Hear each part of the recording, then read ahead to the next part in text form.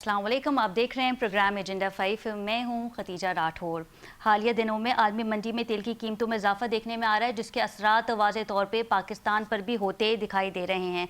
ना सिर्फ पेट्रोल की कीमत में इजाफा हो रहा है, बल्कि पेट्रोलियम लेवी में भी नुमाया इजाफा देखने में आया है। ये सूरत हाल इस वक्त मज़ीद हैरानकुन साबित हुई जब सीज़ फायर के बाद एक बार फिर पेट्रोल की कीमत में इजाफा कर दिया जा रहा था।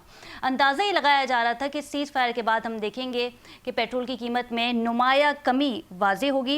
ईरान और यूनाइटेड स्टेट के दरमियान इस वक्त जो तनाजुर है, जो जंग की सूरत हाल है, इस वक्त तो सीज़ फायर की कैफियत है, लेकिन आने वाले प्रोग्राम में हम इस पर भी बात करेंगे कि सूरत हाल जो है वो किस जानिब जाएगी। साथ ही हमने देखा कि ओपेक्स में मुत्तहदा अरब अमारात ने अलहदगी इख्तियार कर ली है, जो कि पुराने रुकन थे, पुराने मेंबर थे, और इनके साथ ईरान, इराक, ओमान और सऊदीया भी शामिल है, जिसके बाद हमने देखा कि रशिया और वेनेजुएला भी इसका हिस्सा बने हैं। जब आपकी पेट्रोल की कीमतों में इजाफा होता है तो साथ ही आपकी ट्रांसपोर्ट और अशिया खुर्दनोश की कीमतों में भी इजाफा देखने में आता है। कोरोना में हमने देखा था कि पाकिस्तान की मईशत को अभी संभाले हुए थोड़ा वक्त नहीं गुजरा था, या फिर आसान अल्फाजों में ये कहा जाए कि पाकिस्तान की जो मईशत है वो वेंटिलेटर पे आ गई थी, और उससे फिर हमने बाहर निकालने में पाकिस्तान के जो मईशत पे कड़ी नज़र रखते हैं, और साथ ही हमारे जो पाकिस्तानी सियासतदान हैं उनके अंतक मेहनत से हमने देखा कि मईशत को थोड़ा बहुत जो है वो स्टेबल किया गया। लेकिन अब क्योंकि ज़रा ये बता रहे हैं कि वंस पेट्रोल की कीमतों में अगर मज़ीद इजाफा किया जाता है तो अशिया खुर्दनोश की कीमतों में भी इजाफा होगा, ट्रांसपोर्ट में भी इजाफा होगा, और साथ ही जो दीगर रोज़मर्रा की चीज़ें हैं, बुनियादी ज़रूरत हैं, जो सहूलत हैं, जिसे रोज़मर्रा की चीज़ें जो आवाम के लिए ख़ासा इस्तेमाल की जाती हैं, उसमें भी इजाफा किया जाएगा। इसी माह हमने देखा कि 26 रुपये जो है वो इजाफा किया गया पेट्रोल की कीमतों में, और अब ये बताया जा रहा है कि कुछ घंटों में या फिर एक दो दिन में मज़ीद इजाफा पेट्रोल की कीमतों में किया जा सकता है। इस पर मज़ीद बात करेंगे। हमारे साथ मौजूद हैं नईम कुरैशी साहब, इनके हमरा हैं नईम करीम चौधरी साहब, मुस्लिम लीग न्यूज़ से इनका ताल्लुक़ है। बहुत शुक्रिया आप दोनों के वक्त का। सबसे पहले रुख कर लेते हैं चौधरी साहब का। चौधरी साहब बताइएगा, इसी माह हमने देखा कि 26 रुपये जो है वो मज़ीद बढ़ा दिए गए पेट्रोल की कीमतों में, और अब ये खबर है और अंदाज़ा भी लगाया जा रहा है कि आने वाले कुछ दिनों में या कुछ घंटों में जो है एक बार फिर हुकूमत पाकिस्तान की जानिब से जो है वो कीमतें बढ़ाई जाएंगी। क्या कहेंगे? जी बहुत शुक्रिया मैडम। बात है ना कि ये जो असरात हैं ये खाली पाकिस्तान पे तो नहीं है, और आपको पता है कि जो अभी जिस तरफ ये जंग का रुख है, जी चौधरी साहब, अभी स्टैंड स्टिल की पोजीशन पे आगे कितने दिनों में।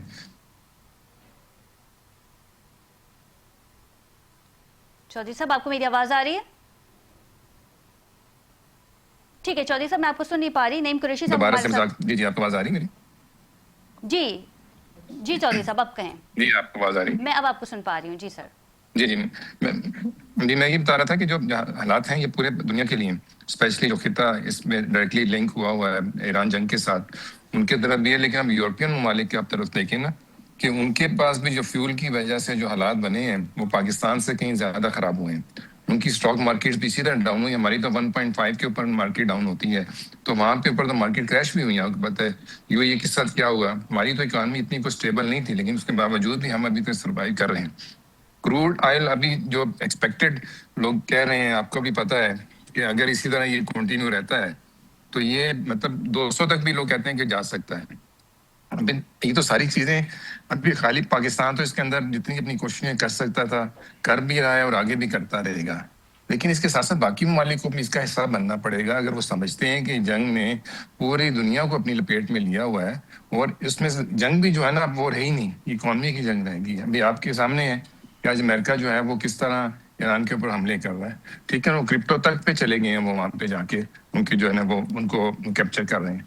तो मैं समझता हूँ कि इसके असरात पूरी दुनिया पे आएंगे। पाकिस्तान अपनी जगह पे है, लेकिन हमने अपने मुल्क को देखना है सबसे पहले, और ये देखना है कि अपने मुल्क के हालात को लेकिन क्या समझते हैं कि अवाम की राय ये भी है कि अगर पेट्रोल की कीमतों में इजाफा किया जाता है, लेकिन साथ ही पेट्रोलियम लेवी में भी इजाफा कर दिया जाता है, टैक्स की मद में जो है ये अमाउंट अवाम से ली जा रही है। नहीं, कि इजाफा तो एक ही होता है, उसकी मद में आप लेवाई लगा के किया जाता है, लेकिन वो इजाफा बेसिकली वही फ्यूल की अमाउंट को ही लिया जाता है ना, जो बढ़ रही है। जी डबल इजाफा नहीं किया जाता, अमाउंट एक ही बढ़ाई जाती है, लेकिन उसकी जो टैक्स लेवाई की उसी की सूरत में लिया जाता है। अब देखिए ना, आज अगर हम इन चीज़ों को देखें तो हमें थोड़ा सा ये भी देखना पड़ेगा कि हमें प्रिकॉशनरी एक्शंस के ऊपर जाना पड़ेगा। बिल्कुल हम अब उस पर काम भी कर रहे हैं। 3 वर्किंग डेज जो है हमने कम भी कर दिए, मतलब फ्राइडे मिला के 3 वर्किंग डेज ऑफ हो जाते हैं। तो मैं समझता हूँ कि बहुत कुछ हमें करना पड़ेगा, हमें अपने लिए अरेंजमेंट्स करने पड़ेंगे अल्टरनेटिव फ्यूल के लिए भी हमारे, और स्पेशली हमारे जो एग्रीकल्चर जो प्रोडक्ट्स है उसके लिए भी, और जो हमारी इकॉनमी है उसको स्टेबल करने के लिए हमें इस चीज़ से निकलना पड़ेगा कि हम इंपोर्ट के ऊपर इंसान हमारा कम से कम हो, जो कि वैसे भी ऑटोमेटिकली हो गया, क्योंकि आपके पास शिपमेंट्स ही रुक गई हुई हैं सारी ये इसकी हॉर्मस की वजह से। तो एक्सपोर्ट को हम बढ़ाएं किसी तरह, स्पेशली अपनी जो नेबरिंग कंट्रीज हैं जहाँ पे हम कर सकते हैं। हमें थोड़ा सा अफगानिस्तान की ट्रेड को दोबारा से रिव्यू करना चाहिए। हमारे यहाँ पे जो चमन बॉर्डर भी बंद पड़ा हुआ है, तुर्खम जी बॉर्डर भी बंद पड़ा हुआ है, तो हम समझते हैं कि हमें ये मौका है, थोड़ा सा हमें अपने आप के अंदर थोड़ी सी फ्लेक्सिबिलिटी लाते हुए जो हालात बने हुए हैं उसका मुकाबला करने के लिए प्री प्रिकॉशनरी मेजर्स करने पड़ेंगे हमें। फ्यूल, एनर्जी, आगे आपके पास पता है गर्मी का सीजन आ रहा है, और कहाँ पे हम खड़े होंगे बिजली के उसमें, आपके सामने लोड शेडिंग। बिल्कुल तो इस सारी चीजों के ऊपर हमें जो है ना पूरी एक प्लान करके चलना पड़ेगा, क्योंकि जंग एक जल्दी खत्म होती नजर नहीं आ रही, जो हालात नजर आ रहे हैं जिस तरफ जा रहे हैं, क्योंकि वो स्टेबल मुल्क है अमेरिका जो इस जंग का हिस्सा। ठीक है, वो 25 अरब क्या 50 अरब भी डॉलर भी खर्च कर सकता है, लेकिन ईरान या पाकिस्तान या हमारे जैसे जो मालिक हैं वो तो ये चीज अफोर्ड कर नहीं सकते ना। तो मैं समझता हूँ कि हमें इसके ऊपर सबको थोड़ा सा बैठ के सोचना पड़ेगा कि अगर ये हालात बिल्कुल मजीद एक चौधरी दो साहब, महीने जिस तक तरीके से आपने स्ट्रेट ऑफ हॉर्मस की पाबंदी के हवाले से बात की, इस पे भी आपसे बात करेंगे। जी नईम कुरैशी साहब हमारे साथ मौजूद हैं। नईम साहब, पेट्रोल की कीमतों में एक बार फिर इजाफे की इतलात हैं। ये बताइएगा कि अगर हम अपने पड़ोसी मुल्क को देखें, भारत को देखें, नेपाल को देखें, क्या समझते हैं आप कि पाकिस्तान में पेट्रोल की कीमतों में ज़्यादा इजाफा किया जा रहा है? एक तरफ तो हमारे अमेरिका से अच्छे ताल्लुकात हैं, ईरान से अच्छे ताल्लुकात हैं, स्ट्रेट ऑफ हॉर्मस से हमारे जहाज़ बआसानी गुजर जाते हैं, और उस दौरान फिर एक खबर आ जाना कि चंद दिनों में, चंद घंटों में जो है एक बार फिर बड़ा इजाफा किया जा सकता है पेट्रोल की कीमतों में। जी, बहुत शुक्रिया खतीजा। देखिए, सूरत हाल ये है कि हकीकत ये है कि मौजूदा हुकूमत ने नेवी को बहाना बना लिया है एफबीआर के टारगेट को मीट करने की। हम जानते हैं कि जो ये रवा साल, माली साल जो है हमारा, इसमें एफबीआर को 700 बिलियन रुपीस की जो है वो शॉर्टफॉल, और हमने आईएमएफ से पहले ये वादा कर दिया था कि हम नेवी को 160 रुपए पर लेकर जाएंगे। यानी हमें हर तरह से अपने उस टारगेट को मीट करने के लिए आवाम का ही तेल निकालना है, आवाम से ही ये पैसे हमने निचोड़ने हैं। आप देखें कि खित्ते के ममालिक में इतनी कीमतें नहीं बढ़ी जितनी पाकिस्तान में बढ़ी हैं, जबकि हमारे मरासिम जो है सबसे ज्यादा है, लेकिन हमने पेट्रोल बढ़ाने में सबसे पहले इनिशिएटिव ली और बहुत पहले अपने पैसे बढ़ा दिए थे, जबकि अभी तो नई प्राइसेस आई हुई थी, ये बात सबको मालूम है। तो असल चीज ये हुई कि इसी तरह डीजल की प्राइसेस भी बढ़ी। डीजल का मामला लोकल है, लेकिन डीजल में भी पैसे बढ़ाए गए और पेट्रोल में भी पैसे बढ़ाए गए, और फिर हमें अब खुशखबरी सुनाई जा रही है। दूसरी बात यह कि देखिए, जैसे चौधरी साहब ने फरमाया, हुकूमती अकाबरीन ये फरमाते जरूर हैं कि हमें ये करना चाहिए, हमें वो करना चाहिए, लेकिन आप हुकूमत की अगर शारी पॉलिसी के हवाले से भी बताइएगा कि इससे कुछ फायदा हुआ या नहीं। हाँ बिल्कुल, मैं उसी पे आ रहा था कि आप देखिए कि हुकूमती जो पॉलिसी है उसके नताइज हमारे सामने क्या आ रहे हैं। देखिए, अगर फ्यूल की कंजप्शन थोड़ी कम भी हो जाए तो आम आदमी की जिंदगी पे उससे कोई असर नहीं पड़ता, हुकूमती खजाने में उससे जरूर असर पड़ सकता है। लेकिन मामला यह है कि जो भी हमने देखा कि जिनको फ्री पेट्रोल मिलता है उन सबको मिल रहा है, जजेस को मिलता है, ब्यूरोक्रेट्स को मिलता है, हुकूमत के प्रोटोकॉल वही है, सारा कुछ वही है, उसमें कहाँ कोई कमी आई है। इखलाकी एतबार से भी कब आपने वजीर आजम साहब से या वज़राए आला से सुना है कि वो पेट्रोल कम खर्च कर रहे हैं या गाड़ियों का इस्तेमाल कम हो गया है? ऐसा कुछ भी हमें अमलन नजर नहीं आता। नईम कुरैशी साहब, इस पे तफसीलन मैं आपसे सवालात भी करूंगी। नईम चौधरी साहब, आप भी हमारे साथ ही रहिएगा, लेकिन यहाँ वक्त हुआ एक शॉर्ट कमर्शियल ब्रेक का। स्टे विद अस।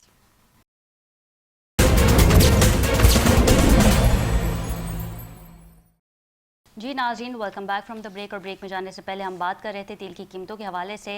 और आज सेटकॉम के साथ डोनाल्ड ट्रंप का इजलास है और बताया ये जा रहा है कि डोनाल्ड ट्रंप ने वाज़े कह दिया है कि ईरान के ऊपर एक बार फिर हमला किया जा सकता है, हाइपरसोनिक मिसाइल का इस्तेमाल किया जा सकता है। ऐसी इतलात मौसूल हो रही हैं। एक तरफ तो सीज़ फायर के लिए पाकिस्तान ने जो है वो कोशिशें की, और दूसरी जानिब अब ये बताया जा रहा है कि अगर मुआहदा नहीं हुआ तो उसके बाद सीज़ फायर अब नहीं रहेगा और एक बार फिर जो है वो जंग की सूरत हाल सामने आएगी। मशरिक़ वस्ती में अगर कशीदगी बढ़ेगी तो उसके बाद पूरे खत्ते में तेल की कीमतें भी बढ़ेंगी। चौधरी साहब हमारे साथ मौजूद हैं। चौधरी साहब, पाकिस्तान ने अमन की बात की और कोशिश भी की कि मुज़ाकरात हो जाएं दोनों फरीकैन के दरमियान, और अब ऐसी खबरें आ रही हैं कि सेटकॉम के साथ डोनाल्ड ट्रंप का आज इजलास है जिसमें ये डिस्कस किया जा सकता है कि अगर फ़ौज को ईरान में दाखिल किया जाए तो सूरत हाल किस जानिब जाएगी, और स्ट्रेट ऑफ हॉर्मुज़ की जो नाकाबंदी है इसे भी तवील किया जा सकता है।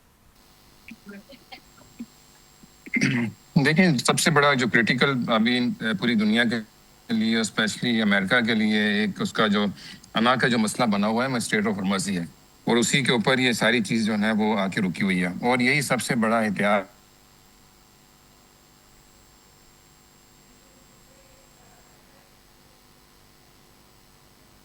जी चौधरी साहब, आपको मेरी आवाज़ आ रही है? जो है वो अभी है आपके ईरान के पास। पर अमेरिका भी तो लॉस कर रहा है डेली के बेस के ऊपर। अगर वो $500 मिलियन का डेली की उसका एक्सपेंस उसके ऊपर आ रहा है इस जंग के ऊपर, और आपके सामने कि जंग को शुरू हुए कितने दिन हो गए हैं और 25 बिलियन वो खर्च कर चुका है, तो ये सारी चीज़ें अभी अमेरिका की भी इकॉनमी को देखना है, उसने अपनी अवाम को भी देखना है, उसके साथ अपोजिशन जो बैठी हुई है वहाँ पर उनको भी देखना है, और उनके फिर अपना जो डिफेंस सिस्टम है उसके अंदर भी उसको ये नहीं है कि बिल्कुल वो फ्री हैंड है और सब कुछ वो कर सकता है, उसको भी सवाल जवाब जो है वो हो रहे हैं। तो मैं समझता हूँ वो भी सोच समझ के फैसला करेंगे, सोच समझ के कदम उठाएंगे। ऐसा नहीं है कि बिल्कुल ही वही समझे कि जी वो जंग वो जीते हुए हैं और वो ईरान को ख़त्म कर देंगे, क्योंकि जो रिटेलिएशन और जो उनके सामने आई है ईरान की तरफ से वो सबके सामने है। और उसके ऊपर आपको पता है कि पूरी जितनी भी कंट्रीज थी हमारी यूएई की और गल्फ की, उसके अंदर अफेक्ट हुई हैं। सऊदी अरब तक जो है वो अफेक्ट हुआ है जाके अंदर। और अभी भी बात यह है कि अभी भी ईरान की तो स्टैंडिंग वही है, क्योंकि जो उनके पे हमले हो रहे हैं अमेरिका के, वो इन्हीं स्टेट्स में से हो रहे हैं। तो उसकी अपनी उसके बचाव के लिए तो फिर भी दोबारा कुछ सब कुछ करेगा। इन मुल्कों को मैं समझता हूँ कि चाहिए कि वो प्रेशराइज करें अमेरिका को कि वो इस चीज से निकले, किसी चीज पे आए। कोई देखें, बात होगी, जंग भी होगी, इन्होंने भी अपनी ताकत दिखा दी, उन्होंने दिखा दी, हमें किसी चीज पे बैठना पड़ेगा। अभी ये वो वक्त नहीं है कि तीसरी आलमी जंग छिड़ जाए और उसके ऊपर जो है वो जो है हम यहाँ पे जो है ना वो एक नई कहानियां शुरू हो जाए। मैं समझता हूँ कि इसके ऊपर हमें सीरियसली बैठ के, पाकिस्तान जिस तरह की कोशिशें कर रहा है, रशिया को और चाइना को इसके ऊपर बैठ के जो है ना किसी उसके ऊपर अमेरिका के साथ बात करनी पड़ेगी। देखिए, टर्की भी बात करता है, हम भी चौधरी करते हैं। साहब, पाकिस्तान के भी बहुत अच्छे ताल्लुकात हैं और हमने देखा कि डोनाल्ड ट्रंप ने फील्ड मार्शल सैयद आसिम मुनीर की भी तारीफ की। वज़ीर आज़म शहबाज शरीफ के कहने पे उन्होंने जो है सीज़ फायर को एक्सटेंड भी किया। तो पाकिस्तान का भी रोल जो है वो अहम हो सकता है अमन के बहुत हवाले अहम से। रोल है पाकिस्तान का, बहुत अहम रोल है पाकिस्तान का। लेकिन मायूसी भी हमें बाद में देखनी पड़ी। आपको पता है कि जो सेकंड जो राउंड था उसके लिए ईरान मुकम्मल तौर पे तैयार था, लेकिन उसके बाद अमेरिका की तरफ से जो है उसमें मायूसी का सामना हमें करना पड़ा। तो मैं समझता हूँ पाकिस्तान तो सबसे ज़्यादा अहम उसके ऊपर पोजीशन पे इस टाइम है, हर लिहाज से, मसालित के लिए भी, और उसके इस खित्ते के अंदर उसकी जो अपनी पोजीशन है एज ए डिफेंस कंट्री भी पाकिस्तान की आपके सामने है कि वो एक तो सऊदी अरब के साथ एक वो डिफेंस पैक्ट करके चल रहा है, और फिर साथ इस पूरी रीजन के अंदर उसकी अपनी एक पोजीशन फिर आपके सामने है कि हमने किस तरह पिछली जो साल में जो हमने वार जीती है इंडिया के साथ, तो हमारी पोजीशन में तो बिल्कुल कोई हमें डाउट नहीं है किसी किस्म का भी। और अल्हम्दुलिल्लाह हमारी अफवाज पाकिस्तान भी और कौम भी बिल्कुल स्टैंड करती है कि जी जो भी होगा उसके लिए वो पाकिस्तान और फौज पाकिस्तान सब खड़े रहेंगे। लेकिन बात यह है कि इससे हमें थोड़ा सा आगे चलना पड़ेगा। हमें जो सीरियस एक नेगोशिएशन का जो वो चला था उसमें सर्कल, उसमें दोबारा से आना पड़ेगा। उसके बगैर इसका हल निकलेगा नहीं। उसमें जरूरी नहीं कि पाकिस्तान यहाँ बैठ के करे, पाकिस्तान दूसरे मुल्कों में भी जाके बात कर सकता है, दूसरे मुल्कों में बैठ के इसको सालिसी की बात की जा सकती है। जिस तरह पहले आपको पता है कि फील्ड मार्शल साहब भी गए हैं, वो ईरान में मौजूद थे, उसके बाद आपको पता है फिर सऊदी अरब के अंदर, इसी तरह हमारे प्राइम मिनिस्टर साहब। तो मैं समझता हूँ कि हमें फिर से एक उसका आगाज करना पड़ेगा, और अपने जो हमने चीज़ जो शुरू की थी एक नेक नीति के साथ जाके उसको किसी पाया तकमील तक हमें पहुंचाना पड़ेगा। रिजल्ट निकल सकता है, अभी भी मायूसी हमें ऐसी नहीं है। ट्रम्प साहब तो किसी टाइम पे चेंज हो सकते हैं, ना, उनके जो माइंड सेट है चौधरी उसका तो साहब, अभी तक इससे पता पहले है। ब्रेक जी में जाने से पहले हम तेल की कीमतों के हवाले से आपसे बात कर रहे थे, तो फिर जी आपने ये भी कहा कि स्ट्रेट ऑफ हॉर्मज़ की बंदिश के बाइस भी आलमी मंडी में जो है वो तेल की कीमतों में इजाफा देखने में आया, और फिर हमने जी देखा कि पाकिस्तान जी में भी जो है वो इजाफा हुआ। लेकिन ईरान के जी साथ हमारा मुआहदा भी हुआ था गैस का, जी और क्योंकि ईरान के पास ईरान पे हमने देखा कि सेशंस हैं, पाबंदियां हैं, तो इस वक्त जी पाकिस्तान के तो सेक्शन बहुत है। अच्छे ताल्लुकात हैं अमेरिका से, तो इस हवाले से भी तो जी बात की जा सकती है ताकि पाकिस्तानी अवाम को रिलीफ मिले। जी देखिए, आज अमेरिका ने ये भी तो बात की है ना कि जो लोग ईरान से ऑयल लेंगे तो मैं उनके खिलाफ भी जो है ना वो जो है ना एक्शन लूंगा। तो ये सारी चीज़ें भी सामने हैं, लेकिन ज़ाहिर है ये बातों की हद तक भी ये बहुत सारी चीज़ें हैं अमेरिका की तरफ से कि वो जी मैं उन पर भी पाबंदियाँ लगाऊंगा, मैं करूँगा। बात है कि हमें, मैंने ये चीज़ पहले भी प्रोग्राम में की थी कि जी हमें ईरान के साथ अपने इंटरेस्ट को देखते हुए बात करनी पड़ेगी। जो हम वहाँ से ले सकते हैं ऑयल, जो ऑलरेडी आ भी रहा है हमारे पास, जिस तरह भी आ रहा है, आपके सामने है कि मैं बलूचिस्तान में, कोयटा में मौजूद हूँ, मुझे पता है। आज अगर पेट्रोल की कीमत मैंने देखी है वहाँ पे किसी पेट्रोल में लिखी हुई 264, जो हमारे यहाँ पे जो चल रहे हैं, तो हमारे पास 264 तो पेट्रोल नहीं है ना, हमारा तो मैं ख्याल 400 से ऊपर जा चुका है जो मैं देख रहा हूँ। तो अभी भी हमारे पास जो है वो वहाँ से इम्पोर्ट जो है वो हो रही है। हम इस पे अगर एक प्रॉपर प्लान करके चलें ना तो हमारे पास गैस भी हम अपने लिए वहां से ले सकते हैं। एलपीजी एलएनजी तो पहले भी आ रही थी, आपको पता है, वो थ्रू प्रॉपर चैनल इंपोर्ट होके आ रही थी। तो हमारे पास बहुत बड़ा रिसोर्स जो है अवेलेबल है। उसके साथ साथ हमें थोड़ी सी अपनी एक्सप्लोरेशन के अंदर जाना पड़ेगा। अभी हमें खुद से इसमें जाके थोड़ा सा खुद का फील भी होना पड़ेगा, हमें भी रिफाइनरीज पे भी जाना पड़ेगा। और हमें ये जो हमारे पास, क्योंकि ईरान ही की बेल्ट माने लगती है, 750 से ज्यादा किलोमीटर की बेल्ट तो वही है हमें। तो मैं समझता हूँ कि हमें आगे फ्यूचर के लिए भी थोड़ा सा एक कदम आगे जाके सोचना पड़ेगा कि हम ये गैस और अपना क्रूड ऑयल के लिए अपनी एक्सप्लोरेशन करें। हमारे पास रिफाइनरी मौजूद है, अगर अरामको आती है एक नई रिफाइनरी लगाती है तो मैं समझता हूँ कि हम बहुत बेहतर हालात में चले जाएंगे आने वाले दिनों में। बिल्कुल ठीक है। कुरैशी साहब, मोहसिन रज़ाई का भी बयान सामने आया है और कहा है कि अगर अमेरिका ने दोबारा जंग छेड़ी तो तबाहकुन असरात जो है वो सामने आ सकते हैं। हमारी फ़ौज जो है, अफवाज जो है वो मुकम्मल तैयार है। अगर दोबारा कशीदगी होगी तो एक बार हम फिर देखेंगे कि तेल की कीमतों में जो है वो इजाफा किया जाएगा, और वंस जब तेल की कीमतों में इजाफा होता है तो अशिया खुर्दनोश यानी कि घर बैठे जो आम आदमी को चीज़ मैसर होती है उसकी कीमतों में भी इजाफा किया जाए। बिल्कुल ऐसा ही है। देखिए, अगर जंग दोबारा शुरू हो जाती है तो ऑब्वियसली ये सारी दुनिया के लिए नुकसानदा होगी, और खासतौर से हमारे इस खित्ते के लिए तो बहुत ज्यादा तबाहकुन होगी। और आपको मालूम है कि हमारे यहाँ जो सूरत हाल खित्ते में बांग्लादेश, नेपाल, श्रीलंका, इन सब की पोजीशन आपके सामने है। हत्ता कि भारत भी जाहिर है कि सबसे ज्यादा मुतासिर होने वाले जो चंद ममालिक है उनमें भारत भी शामिल है। तो इस एतबार से जंग तो किसी सूरत हाल में भी नहीं होनी चाहिए, और मुझे यकीन है कि ये तमाम तर बयानात के बावजूद मैं समझता हूँ कि कहीं ना कहीं किसी न किसी जगह, चाहे उसमें पाकिस्तान की मुआवनत शामिल हो और मज़ाकरात का सिलसिला जारी है, पैगाम रसानी जारी है और प्रपोजल एक दूसरे को दिए जा रहे हैं, और किसी वक्त भी मैं बड़ा पुरुमीद हूँ, मुझे लगता है कि किसी वक्त भी कोई अच्छी खबर भी आ सकती है। डोनाल्ड ट्रंप साहब की जो तस्वीर है आज जो शाया हुई, आपने देखा सोशल मीडिया पे, उसके बावजूद मैं कहता हूं कि शायद किसी भी लम्हे, किसी भी वक्त ऐसा हो जाए कि कोई अच्छी खबर हम सुन रहे और किसी मुंतकी नतीजे पे ये चीज जो है पहुंच जाए। अगर ऐसा नहीं होता तो देखिए, ऑप्शंस ईरान के लिए भी लिमिटेड होते जा रहे हैं, ऑप्शंस जो है वो अमेरिका के लिए भी लिमिटेड होते जा रहे हैं। अमेरिका भी इस जंग को प्रोलॉन्ग करने अफोर्ड नहीं कर सकता। इसी तरह ईरान की भी यही पोजीशन है।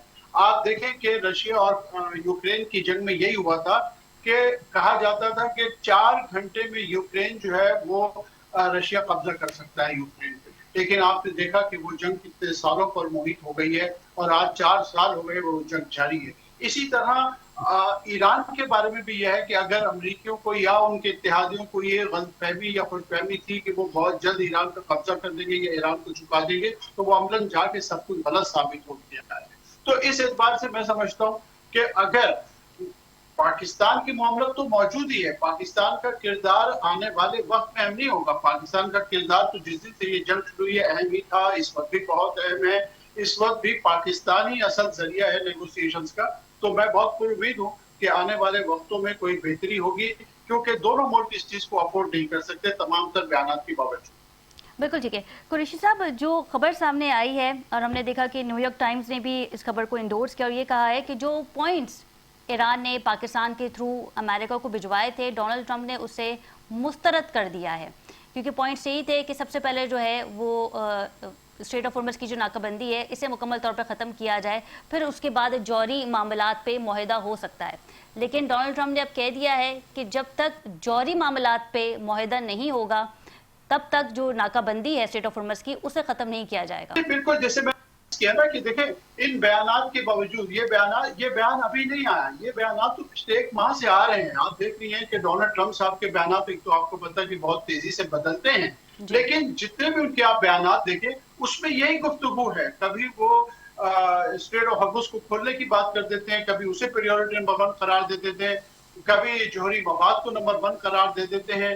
तो इस एतबार से जो है वो यही मैं अर्ज कर रहा हूँ कि इन स्टेटमेंट्स के बावजूद मैं ये समझता हूँ कि किसी वक्त भी मामला बेहतरी की तरफ जा सकते हैं। मुझे लगता है कि दोनों ममालिक ये रियलाइज कर रहे हैं। आप देखिए जंगबंदी 15 दिन के लिए थी, लेकिन फिर उसको एक्सटेंशन मिल गई, मजीद एक्सटेंड हो जाएगी। तो मैं बहुत उम्मीद रखता हूँ कि आने वाले वक्त में जो है शायद मामला जो है वो आसानी से हल हो जाए। लेकिन बदकिस्मती से अगर ऐसा नहीं हुआ तो आपको पता है कि फिर दूसरी कुव्वतें भी इन्वॉल्व हो जाएंगी। डोनाल्ड ट्रंप साहब की मजबूरी यह है कि उन्हें ना तो नेटो कंट्रीज सपोर्ट कर रहे हैं, ना यूरोप सपोर्ट कर रहा है। और आपको तो पता है कि कल जर्मनी के चांसलर ने जो भी उनके खिलाफ स्टेटमेंट दिया है, तो आज डोनाल्ड ट्रंप साहब ने भी उनके खिलाफ जो है कि स्टेटमेंट जारी कर दिया है। तो अब तो इतनी खुली मतलब ये कि मुखालफत होने लगी है यूरोपियन कंट्रीज की तरफ से डोनाल्ड ट्रंप साहब की जंग के लिए। तो मैं समझता हूँ कि और फिर अंदरूनी सतह पे अमेरिका के अंदर भी बहुत ज्यादा मुखालफत है। पहली मरतबा ऐसा हुआ है कि डोनाल्ड ट्रंप साहब की मकबूलियत जो है वो 43% से 36% पे आ गई है और अंदरूनी दबाव भी उन पर बहुत है। तो मैं यही समझता हूँ कि आने वाले वक्तों में हालात बेहतरी की तरफ जाएंगे। मुझे नहीं लगता कि मजीद हम जंग की तरफ जाएंगे। बिल्कुल ठीक है कुरैशी साहब, आपको कमेंट आ गया है। प्रोग्राम में इस पे मजीद भी बात करेंगे, लेकिन यहाँ वक्त है एक शॉर्ट कमर्शियल ब्रेक का। Stay with us. जी नाज़रीन, welcome back from the break. और ब्रेक में जाने से पहले हम बात कर रहे थे ईरान अमेरिका कशीदगी के हवाले से। इस पर मजीद भी बात करेंगे। हमें ज्वाइन किया है एयर कमांडोर रिटायर वजीउल हसन साहब, दिफाई तज्जिया कार हैं। सबसे पहले तो बहुत शुक्रिया वजी साहब आपके वक्त का। बहुत शुक्रिया खदीजा आपका। कमोडोर सैयद वजीउल हसन। सर ये बताइएगा कि ब्लूमबर्ग जो है वो ये दावे कर रहा है कि अमेरिका बहुत जल्द ईरान पे हमला कर सकता है, और इससे ये पहले बताया जा रहा था कि इस वक्त अमेरिका इस हालत में नहीं है कि वो हमला कर सके। जेडी वेंस भी नहीं चाहते थे, मुज़ाकरात का अमल जारी था, पाकिस्तान जो है वो अमन की कोशिशें कर रहा था। लेकिन डोनाल्ड ट्रंप ने वाज़ेह कह दिया था कि जब तक जौहरी मुआहदा नहीं होगा ईरान से मुज़ाकरात नहीं हो सकते। जी अच्छा खदीजा, ये इसमें सिचुएशन कुछ ऐसी है कि अब अमेरिका जो है वो तकरीबन 2 जंगें इस वक्त लड़ रहा है। एक तो वो ईरान के साथ जंग लड़ रहा है, दूसरा जो ये कल से उनकी जो हाउस ऑफ जो मिलिट्री कमेटी है, जो डिफेंस कमेटी है जी। वो क्वेश्चनिंग कर रही है उनके सेक्रेटरी ऑफ वॉर के साथ, पीट हेग्सेथ के साथ। वो एक अलहदा जो है उनको थोड़ी सी कशमकश हो गई है। अभी बिल्कुल लेटेस्ट मैं चीज़ें रिव्यू कर रहा था तो उसमें उनके जो सेक्रेटरी ऑफ वॉर ने बयान दिया कि जो 60 डेज की उनके पास लिमिट है वॉर करने की विदाउट द कांग्रेशनल अप्रूवल, उसमें ये सीज फायर के दिन है, ये शामिल नहीं है। अच्छा, ये एक बड़ी मेरे ख्याल में ऐसी बात है जो इंडिकेट कर रही है कि उनको अभी क्लैरिटी नहीं है कि उन्होंने क्या करना है और वो क्या करना चाह रहे हैं, नंबर 1। नंबर 2, प्रेसिडेंट ट्रंप की what I can call best as the unfiltered democracy, उसने भी जो है वो थोड़ा सा एक्सपोज कर दिया है यूएस के जो मैकेनिज्म है। बिकॉज अभी as recently as of 2 days ago जो यूनाइटेड किंगडम के किंग चार्ल्स जो हैं, जब वो उधर गए हुए हैं तो उनके दरमियान जो उनकी आपस में बात हुई थी 1 to 1, उसकी भी जो कुछ डिटेल्स थी अबाउट के किंग चार्ल्स भी मेरे साथ एग्री कर रहे हैं, यूएस के साथ एग्री कर रहे हैं कि ईरान को न्यूक्लियर आर्म स्टेट नहीं होना चाहिए, वो उन्होंने रिवील कर दी पब्लिकली। तो ये जो प्रेसिडेंट ट्रंप की अनफिल्टर्ड मैकेनिज्म है डेमोक्रेसी का, ट्वीट करने का, वो एक तो उस पूरे निज़ाम को थोड़ा सा एक्सपोज कर रहा है और उनकी वो ये भी अंदाज़ा लगा रहा है कि अमेरिका अपेरेंटली ज़्यादा जल्दी में है कि जल्द सीज फायर का निगोसिएशन पे या जंग का कोई नतीजा निकले। उसके ऑपोजिट साइड के ऊपर जो ईरानियन लीडरशिप है उसमें ऐसा कोई हलचल नहीं नज़र आ रही।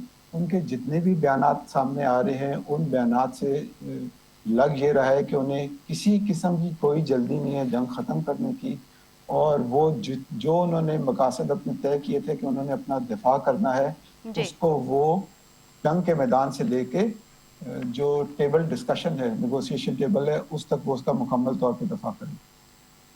बिल्कुल ठीक है। ये बताइएगा वजी साहब कि अमेरिका ये दावे कर रहा था कि जो तनसीबात है तेल प्रोड्यूस करने की, वो अब वर्किंग में नहीं होंगी, क्योंकि ईरान जो है वो तेल एक्सपोर्ट नहीं कर रहा है, क्योंकि स्ट्रेट ऑफ हॉर्मज़ बंद है और फिर उनकी तरफ से भी जो है वो बंद किया गया है। क्या समझते हैं आप कि अमेरिका के ये जो दावे हैं, ये सिर्फ दावे ही हैं, या हकीकत में हम देखेंगे कि ईरान जो है इस वक्त एक आलमी सतह पे एक अच्छी मंडी अगर कहें तेल के हवाले से तो बड़ी कामयाब मंडी, लेकिन इसमें जो है वो थोड़ी खलीज पैदा हो सकती है अगर इन्होंने अपने ज़खीरे को जो है वो प्रॉपरली नहीं देखा। देखिए, इसमें एक और बात ये भी है कि बिल्कुल इसी मौजू के ऊपर ईरानियन टॉप मोस्ट लीडरशिप का आज ये बयान आया कि अमेरिका ने जो कहा था कि 3 दिन से ज़्यादा नहीं चल पाएगा, तो उनका तो गुजारा सही चल रहा है, नंबर 1। नंबर 2, अमेरिका अभी इस वक्त एक डिलेमा में भी है, इन अ सेंस कि अगर वो ईरानी तेल के ऊपर या जो स्ट्रेट ऑफ हॉर्मज़ बंद रहती है, तो दुनिया का जो झुकाव है या जो डिपेंडेंसी है वो रशियन एक्सपोर्ट के ऊपर बढ़ती जाएगी, खास तौर पे यूरोप की, जो कि उनका बड़ा क्लियर मैंडेट ये था कि हम इसके ऊपर रशियन डिपेंडेंसी को ख़त्म करेंगे। तो इस वजह से अभी अमेरिका को बड़ा बैलेंस करना पड़ रहा है कि उन्होंने इस चीज़ को लेसर द इवल को उन्होंने एक्सेप्ट करना है, 1। नंबर 2, जो मिड ऑफ मई में एक प्लान विजिट था जो डिले हुआ था चाइना का, उसके सिलसिले में भी थोड़ा आज जो उनकी डिस्कशन हुई थी चाइनीज वाइस प्रेसिडेंट के साथ और अमेरिकी जो है लीडरशिप उनके दरमियान, उसमें भी ये बात डिस्कशन में आई, बड़ी कैंडिडली बात सामने आई कि जो अमेरिका ने सैंक्शंस लगाई हैं, तकरीबन 40 के करीब शिपिंग एजेंसीज हैं और उनकी जो ऑयल रिफाइनरीज के ऊपर, और वो ईरान के साथ ईरान के साथ मुज़ाकरात करते थे और तेल लेते थे, उसके ऊपर भी थोड़ा सा डिस्कशन आई है। तो इस तमाम मामले से मुझे ये लग रहा है कि अमेरिका के ऊपर प्रेशर थोड़ा सा ज्यादा है बिकॉज ऑफ 3 काउंट्स। नंबर 1, वो जंग में जो अचीव करना चाह रहे थे वो उस तरह अचीव नहीं कर पाए। उन्होंने जितने बड़े बांग दावे किए थे वो उन तमाम के ऊपर जो कांग्रेस की कमेटी है उसने उसको क्वेश्चन कर दिया है, जिसके पास उनके पास अच्छे जवाब नहीं थे हेक्सेट साहब के पास।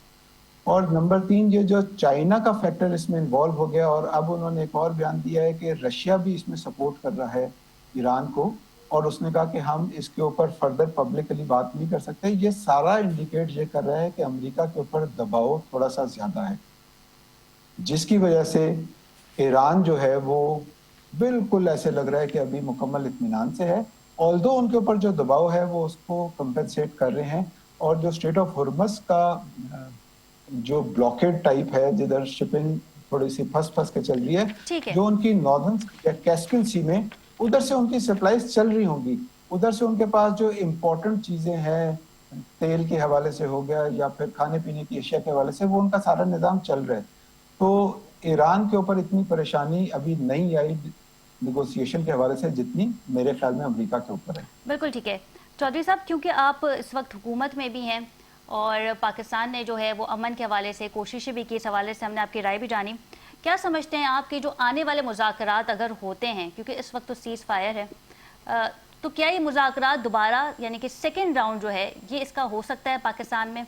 इससे पहले हमने देखा कि अरागची साहब जो है वो इस्लामाबाद आए, फिर उसके बाद ओमान गए और फिर दोबारा जो है वो इस्लामाबाद आए। फील्ड मार्शल सैयद आसिम मुनीर से भी बड़े ही खुशगवार माहौल में उनकी बातचीत हुई, वज़ीर आज़म शहबाज शरीफ साहब से भी उनकी मुलाकात हुई। देखिए, बिल्कुल इसकी इम्कान है और मैं समझता हूँ कि पाकिस्तान ही सबसे बेहतर वेन्यू है इन मुज़ाकरात के लिए, क्योंकि पाकिस्तान शुरू से इन्वॉल्व है और फिर जाहिर है कि दोनों ममालिक जो है वो पाकिस्तान पे अपने गैर मशरूत एतमाद का इजहार कर चुके हैं। डोनाल्ड ट्रंप साहब तो आपको पता है कि आमतौर पर पाकिस्तान की तारीफ करते हैं और ईरान जो है वो पाकिस्तान पे यकीनी तौर पर एतमाद करता है। तो मैं समझता हूँ कि अल्टीमेटली पाकिस्तान ही सबसे बेहतर वेन्यू है और अगर कोई मज़ाकरात की चीज होती है तो वो यहीं से कामयाब होगी। लेकिन इसमें इस बात की जरूर मैं कहूंगा कि अगर डोनाल्ड ट्रंप साहब ये चाहते हैं कि जंग वाकई खत्म हो जाए और मामला खत्म हो जाए तो वो हो सकते हैं, लेकिन अगर वो ये चाहें कि मुआहदा इस तरह का हो कि अमेरिका विक्टोरियस की हैसियत से नजर आए और ईरान जो है वो डिफीटेड नजर आए, तो फिर मैं समझता हूँ कि ये एक बहुत बड़ी रुकावट जो है वो मुज़ाकरात में हो सकती है। देखिए लेकिन कुरैशी कंडीशन साहब, इतनी ऐसा नहीं भी है तो हो सकता है क्योंकि कि एक सुबह डोनाल्ड ट्रंप उठें और अपने एक्स पे ये पैगाम लिख दें कि हम ये जंग जीत चुके हैं और अब ये जंग जो है वो मुकम्मल जंग बंदी की तरफ चली गई है। ऐसा भी तो एक्सपेक्ट किया जा सकता है। ये अगर अगर ऐसा हो जाए तो ये तो बहुत ही अच्छा होगा, हम सब भी उनकी बात मान लेंगे और मामला खत्म हो जाएगा। ठीक है वजी साहब, क्योंकि पाकिस्तान ने जो है वो अमन की बातें की, कोशिशें भी की और पाकिस्तान में जो है वो पहला राउंड भी हुआ मुज़ाकरात का, क्या समझते हैं आप कि अमेरिका जो है वो बहुत जल्द अपनी फतह को अनाउंस कर देगा कि हम ये जंग जीत चुके हैं? लेकिन हर बार डोनाल्ड ट्रंप की जानिब से ये कहा जाता है कि हम ईरान को जौहरी हथियार नहीं बनाने देंगे, और अब ये भी इतलात है कि हाइपरसोनिक मिसाइल्स का भी इस्तेमाल किया जाएगा। अब से कुछ देर पहले या इसी वक्त जो है वो उनकी मीटिंग भी जारी है सेटकॉम के साथ डोनाल्ड ट्रंप की, जो उनको वाज़ेह हिदायत दे रहे हैं कि इनकी अफवाज जो है वो किस तरीके से ईरान पे हमला कर सकती ये देखिए, जो डार्क ईगल की बातें आज से स्टार्ट हुई हुई हैं कि लॉन्ग रेंज हाइपरसोनिक वेपन जो है वो मिडल ईस्ट की तरफ भेजा जा रहा है, तो ये समझने की मैं थोड़ा सा वाजे कर दूं कि इसकी रेंज ज़्यादा है नंबर वन, और इसकी स्पीड ज़्यादा है। लेकिन जो अमरीकी माहिरीन पहले ऐलान कर चुके हुए हैं कि हम ये जंग जीत चुके हैं, हमने उनकी ईरानी बहरिया ख़त्म कर दी हुई है, हमने उनके टारगेट्स तबाह कर दिए हुए हैं, ये जो चीज़ें आ रही हैं ये इंडिकेट ये कर रही है कि जो उनकी पहली स्टेटमेंट थी वो ठीक नहीं थी, नंबर वन। नंबर टू, आज जो उधर अभी मामला चलने थे कि नेवी के चीफ ने भी डिस्कशन करनी थी, उनके साथ मीटिंग करनी थी, तो कल तक कुछ बातें और वाजे होंगी कि क्या अमेरिका कोई एक एफर्ट करेगा उनके ऊपर कॉम्बैट एक्शन करने की या काइनेटिक एक्शन करने की, यानी हथियार फायर करने की, क्योंकि हमें ये समझना बहुत जरूरी है कि उनके पास अब टाइम थोड़ा सा कम रह गया। वो जो 60 दिन वाला लिमिट है वो कल फ्राइडे के दिन पूरी हो रही है वन, है? उसी के लिए उन्होंने आज से बातें करनी शुरू कर दी हैं कि इन 60 दिनों में सीज फायर का दिन शामिल नहीं है। लेकिन ये बात समझने की जरूरत है कि सीज फायर जो है वो जंग बंदी नहीं है, जंग बंदी टेम्परेरी उसमें हॉल्ट है, टेम्परेरी सीज है, वॉर कंटिन्यू है। इसलिए अमेरिका के पास वो अच्छा सर, समझ लें कता कि कलामी उनके की पास माजरत टाइम चाहूंगी कम क्योंकि अब है। वो आपने 60 जी डेज और कांग्रेस के हवाले से कहा, तो जी 2 मई को जो है ये खत्म हो जाएगा ये टाइम। क्या समझते हैं आप कि कांग्रेस की जानिब से ये कहा जा सकता है, वैसे अमेरिका तो इस हक में नहीं है कि ये जो जंग तवील हो, ये अमेरिका की जंग नहीं है, लेकिन क्या ये कहा जा सकता है कि अमेरिका जो है वो इस जंग को जारी रखे? मेरे ख्याल में अमेरिका जल्दी में है कि वो ये जंग खत्म करे ईरान के बनिस्बत। अगर हम पिछले 70 साल में अमेरिका ने जो सीज फायर की बातें या ट्रू स्टॉक्स की हैं या पीस टॉक्स की हैं, वो ये सबसे पहली जंग है जो विद इन 40 डेज उन्होंने अपनी पीस नेगोशिएशन स्टार्ट। इससे पहले जितनी भी पीस टॉक कोरियन वॉर के दौरान हुई, वियतनाम वॉर के दौरान हुई, उसमें सालों का गैप था। तो इस और नंबर दो, ये वो जंग है जिसमें अमेरिका को वाकई वापसी में रिटेलिएशन हुई है, वरना पिछली जंगों में it was more like a counter insurgency action. Number two. Number three, America के जो दिफाई वेपनरी है, जो उनके मिसाइल्स वगैरह हैं, उसके ऊपर भी कुछ सवालात उठ रहे हैं कि वो उनका कोई डिप्लीट हो गया और उसको बढ़ाने की जरूरत है, जिसके लिए 1.5 ट्रिलियन डॉलर्स का वो जो सबसे अमेरिकी तारीख में सबसे ज्यादा वो है बजट, उसके लिए वो रिक्वायरमेंट है। तो इन तमाम चीज़ों का जब हम तनासुर देखें तो मुमकिन है कि वो अगले 2-3 दिनों में कोई इंटेंस ऑपरेशन करें, लेकिन उस इंटेंस ऑपरेशन करने में एक खतरा ये है कि उनका नुकसान ना हो जाए, और अगर उनका कोई नुकसान हो गया तो ये दोबारा ईरान को एक और वजह दे देगा जंग जीतने की। तो अमेरिका मेरा ख्याल है इस वक्त थोड़ा सा ज्यादा परेशानी में है ईरान की बदौलत। अच्छा कुरैशी साहब, क्योंकि कल डोनाल्ड ट्रंप की रूसी सदर प्यूटिन से टेलीफोनिक रब्ता भी हुआ है, इससे पहले हमने देखा था कि अमेरिका जो है वो यूक्रेन के साथ खड़ा था जब रशिया के साथ जंग हुई थी, और अब ये जो टेलीफोनिक रब्ता हुआ है, यकीनी तौर पे कुछ दिन पहले हमने देखा कि अब्बास अरागची साहब जो है वो रशिया में मौजूद थे, और अब डोनाल्ड ट्रंप की जो है वो रशियन सदर से गुफ्तगू होना, आप इन मामलात को कैसे देख रहे हैं? देखिए ये एक मस्बत पेशरफ्त है, मैं इसे मस्बत पेशरफ्त समझता हूँ, लेकिन ये बात आप याद रखिए कि जो बड़ी ताकतें हैं, बिलखसूस अमेरिका, रशिया और चाइना, ये कभी भी बराह रास्त ऐसे मामलात में मदाखलत नहीं करते जहां एक दूसरी ताकत बराह रास्त मुलविस हो। आप देखिए कि वेनेजुला का जो मामला हुआ उसमें न तो रशिया ने और चाइना ने बराह रास्त कुछ भी मदाखलत नहीं की, सब कुछ दुनिया के सामने होता रहा। इसी तरह जब यूक्रेन के साथ रशिया की जंग हुई तो आपने देखा कि अमेरिका ने जो है उसमें मदाखलत नहीं की, नेटो के जरिए, यूरोप के जरिए यूक्रेन को सपोर्ट जरूर किया, लेकिन बराह रास्त जंग में मुलविस नहीं हुए। तो मैं ये समझता हूँ कि रशिया या चाइना जो है वो इस मामले में बराह रास्त मुलविस नहीं होंगे, लेकिन ताउन करने की जरूर कोशिश करेंगे अमेरिका के साथ कि ये जो है जंग खत्म हो जाए। बहरहाल ये बात तयशुदा है कि रशिया और चाइना ने अपना पलड़ा जो है वो झुकाया है ईरान की तरफ, ईरान को सपोर्ट भी की है, लेकिन मौजूदा हालात में जो है रशिया और चाइना इससे ज्यादा आमदन तो कुछ भी नहीं करेंगे। तो मैं समझता हूँ कि आने वाले वक्तों में जो है वो रशिया या चाइना भी मज़ाक़ात में कोई मजबूत रोल ही प्ले करेंगे। उनकी भी इंटरेस्ट यही है, चाइना का इंटरेस्ट तो सबसे ज्यादा है, क्योंकि देखिए वेनेजुला में जो मामला हुआ उसकी वजह से चाइना का जो है 16 लाख बैरल पर डे के हिसाब से जो फ्यूल जा रहा था, पेट्रोल जा रहा था, सही, वो उनका बंद हुआ। अब यहाँ से उनको तकलीफ है हरमुज की वजह से, तो चाइना का भी मफाद इसी से वाबस्ता है कि ये जंग जितनी जल्द मुमकिन हो खत्म हो जाए। बिल्कुल ठीक है। बहुत शुक्रिया नईम कुरैशी साहब आपके वक्त का। इनके हमरा थे कमांडोर रिटायर्ड वजुल हसन साहब, दिफाई तजिया कर आपका भी बहुत शुक्रिया। नईम चौधरी साहब आपका भी बहुत शुक्रिया। प्रोग्राम का वक्त खत्म हुआ, अपनी मेज़बान खतीजा राठौर को इजाज़त दीजिए। अल्लाह निगहबान।